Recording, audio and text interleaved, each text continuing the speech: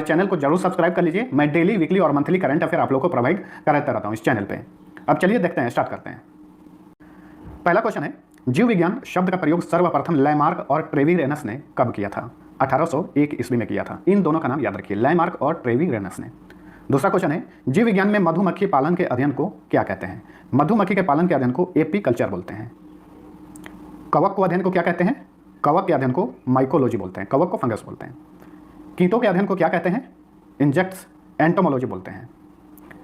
पक्षियों का अध्ययन क्या कहलाता है? पक्षियों का अध्ययन कहलाता है ऑर्निथोलॉजी।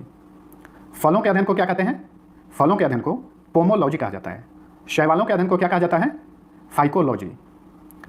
रेशम कीट पालन का अध्ययन क्या कहलाता है? सेरिकल्चर। फूलों का अध्ययन क्या कहलाता है? एंथोलॉजी कहलाता है। मछलियों का अध्ययन क्या कहलाता है? इक्थियोलॉजी कहलाता है। और मछलियों को पालने का अध्ययन क्या कहलाता है? पीसीकल्चर कहलाता है। तो दोनों में अंतर है, ध्यान रखिए। मछलियों का अध्ययन इक्थियोलॉजी और मछलियों को पालने का अध्ययन पीसीकल्चर। जीव विज्ञान में छिपकलियों के अध्ययन को क्या कहते हैं? सोरोलॉजी। जीव विज्ञान का जनक किसे कहा जाता है? अरस्तु को कहा जाता है। फादर ऑफ बायोलॉजी अरस्तु को कहा जाता है। अरस्तु द्वारा समस्त जीवों को कितने समूहों में विभाजित किया गया था? 2 समूहों में इन्होंने विभाजित किया था, जंतु समूह तथा वनस्पति समूह। सिस्टमा नेचुरे नामक पुस्तक किसने लिखी है? कैरोलस लिनियस ने लिखी है। कैरोलस लिनियस ने जीवधारियों को कितने जगतों में विभाजित किया था? जंतु जगत तथा पादप जगत। यानी कैरोलस लिनियस और अरस्तु, इन्होंने पूरे जीव जगत को 2 भागों में विभाजित किया, जंतु जगत तथा पादप जगत में।